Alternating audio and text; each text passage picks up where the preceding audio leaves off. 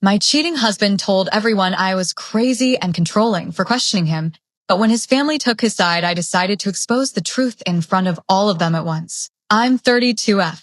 My husband was 35. We'd been married 7 years. We have a 6-year-old son, Milo. Most of the time our life felt like one of those mid-budget sitcoms. Messy, ordinary, mostly fine. He worked in account management and was the kind of person people liked at a party. I worked part-time at a design studio, handled most of the weekday chaos, and tried to keep things from tipping over. It felt safe. It felt tired, but safe. The first hint of trouble was small. An extra text he'd put away when I walked into the kitchen, a late work dinner that smelled different when he came home, a lipstick that didn't belong to me on the collar of his jacket. I asked about it once. He laughed. "You're being paranoid," he said. "You always want drama." That phrase, paranoid, dramatic, became a weapon he'd use whenever I pushed. It's an old tactic. Make the asker feel like the problem. I kept catching the small things, the texts, the tiny lies. At first, I tried the gentle route, calm conversations, suggestions for counseling. He agreed to counseling twice, and then stopped answering my messages about sessions. When I pressed, he went silent or called me controlling. He told our mutual friends the same. "She's been anxious lately," he'd say. "I can't have her making a scene every time I have a client dinner." People who liked him nodded. People assumed the worst about me because the story was simple. Husband out late, wife insecure. His family was the worst. When I tried to explain, his sister said, "Maybe you're overreacting, Ash. Men deserve privacy." His mom texted advice about being less suspicious. The few times I tried to talk to his dad in private, he'd redirect.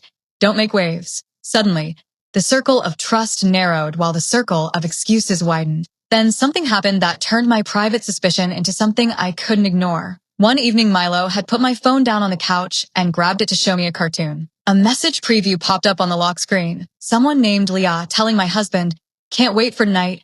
Winky face. The preview disappeared when I grabbed the phone, but the image was lodged in my chest. I didn't respond to the message. I screenshotted it and put it in a folder on my phone labeled "Wait." I'm not proud of saving things like that, but I needed to know whether this was a single stupid thing or the shape of a pattern. I started paying attention differently. I noticed dates when his work dinners lined up with odd photos on social, where he tagged a coffee shop downtown. I found a receipt in the car, late-night bar tab, from a place he never goes. I found a napkin with lipstick tucked inside his coat pocket after a weekend trip he said was client-related. None of these things are cinematic on their own. Together they look like a story. I confronted him in private once, hands on the sink, my voice quiet so Milo wouldn't hear. He did what I'd come to expect. Anger, the "you're controlling" line, then the tired, practiced apology that begged me to move on because he couldn't be watched. He cried. He told me I was ruining everything. He promised to stop. He promised to delete contacts. For a week he did small, reasonable things, calls from work during lunch, text checking in, and then it slipped back. At that point I made a decision. I would not let him gaslight me into feeling crazy anymore. If the story people were telling about me was going to be the controlling wife, I wouldn't be the only one in that room. I wasn't going to court drama on Instagram or smear him publicly. I wanted a factual moment where everyone who mattered could see the truth without him being able to rewrite it. Update, 2 days later. I invited his family to Sunday dinner. I said nothing on social. I didn't dramatize it. We always had family dinners once a month. The house smelled like lasagna and Milo ran loops around the coffee table. It was normal. His mom texted to say she'd bring dessert. His sister said she'd swing by after work. I didn't tell them the truth. I simply asked them for the courtesy of being together for a quiet meal. While they were on their way, I sat with a manila envelope on the counter. Inside it was a folder, screenshots, the preview from the lock screen, some text that had been misdirected and landed in a group chat where I could see them, a napkin with lipstick, printed receipts, and a small log of dates and times I'd been able to verify. None of it was hacked. None of it was illegal. It was the stuff you gather when someone forgets a thread in a phone, leaves a napkin in a pocket, or a receipt ends up in a glove box. I tried earnest, quiet conversations. That hadn't worked. I wanted people to see the facts. They arrived and the night began like any other. My husband Greg laughed in the doorway, kissed my forehead, and moved into the kitchen to help. His mom complimented the table. His sister found Milo's latest drawing and cooed. I set the food out and pretended the manila envelope was just a stack of unpaid bills. When we sat, and the conversation moved from idle to slow, I did something I'd rehearsed a handful of times in my head, but never in my voice. I stood up, cleared my throat, and said, "Can I have everyone's attention for a minute? I need to say something." That phrase alone turned the room from casual noise to alert. Greg laughed a short sound, the kind that's meant to diffuse tension. What is this, a toast? He asked, too casual. No, I said. I need to show you something. I put the folder on the table and opened it. I didn't yell. I didn't cry. I didn't dramatize. I simply laid the napkin and the screenshots in the middle of the table and turned my phone so the messages were visible. I read one text aloud that was small and ordinary looking. Come over after the bar. I'll be waiting, smiley face. Then I pointed to the receipt that matched the bar and mentioned the date he'd told everyone was a late client meeting. There was a collective intake. You could hear it. Greg's face went red in stages. First annoyed, then a forced smile, then that look of someone whose script has failed. His mother gasped. His sister said, Ashley, what is this? Her voice was small, hurt in a way that surprised me. She looked at Greg like she was trying to find a version of him that made sense. Greg's first move was the move I'd been braced for. You invaded my privacy. You went through my things. This is humiliating. He said it loud, with the practiced cadence of someone used to being believed. His sister and mom echoed parts of it. You could have talked to us first, they said. I nodded and said, I did talk to you. I asked. I tried to do this quietly. You told me I was being paranoid and that I was destroying everything. I came here because I don't want my child growing up believing something that is false. I didn't want to make a spectacle. I wanted people who have called me dramatic to see the same things I saw.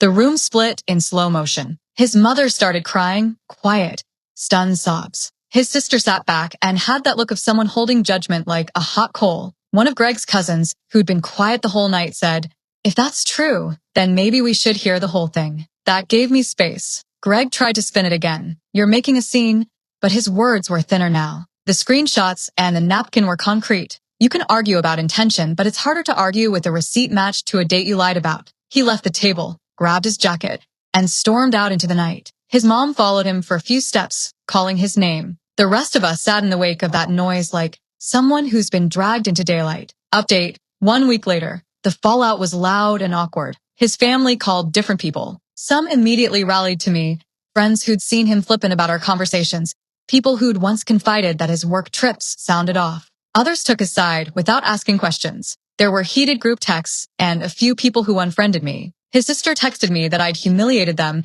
and that I'd broken family trust. I didn't argue with anyone on a group thread. I let those messages sit. Greg's initial reaction was to scream betrayal and gaslight in public. He told mutual friends I'd made this up, that I was unstable. Some people believed him because they wanted the simple narrative. But then receipts started answering the stories. A client who had been at one work dinner texted someone in our group and said he left early. A bartender confirmed Greg had been at the bar listed on the receipt that weekend. Small confirmations. People who wanted to believe the worst about me found it harder to do so. Greg begged. He called and left voicemail messages that melted into silence and then into pleading. He offered apologies to anyone who'd listen and tried to make amends with his mother first, because changing her mind would change the room. For a minute, it looked like he might succeed. He posted an apology that sounded rehearsed. I didn't respond publicly. I filed for separation 2 weeks after the dinner. I'd consulted a lawyer in the quiet hours between everything.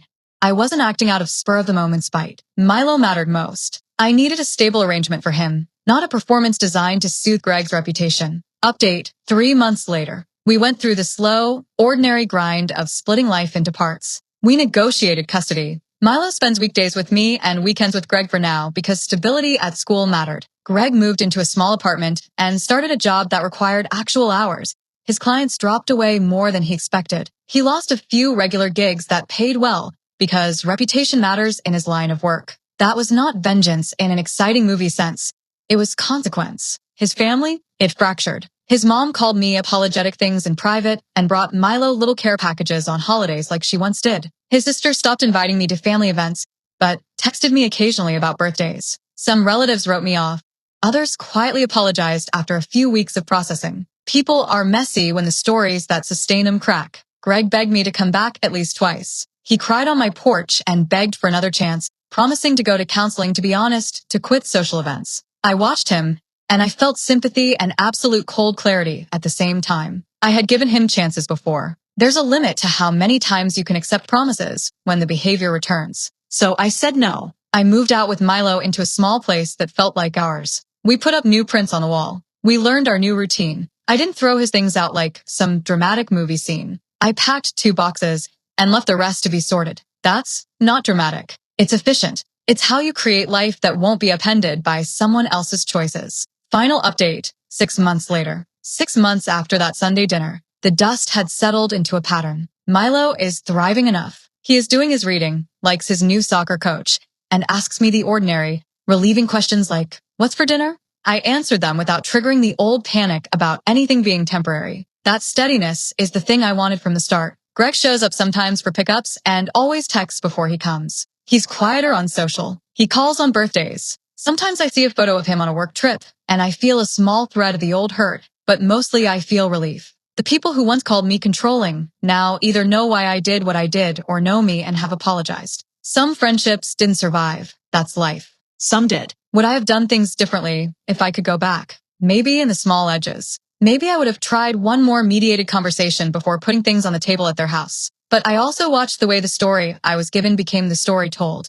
And it mattered that for once the version I lived was visible to everyone who'd been repeating his narrative. I'm not proud of wanting to expose him. I was protective in a way parents are when their child starts to believe a lie. I wanted Milo to have truthful anchors. On the last day I moved out of the house we'd shared, I left a small note on the kitchen counter. Not for him, for the person I wanted to be. Be brave enough to keep the promises you mean. Then I locked the door behind me, turned the key, and didn't look back. That was the end of it.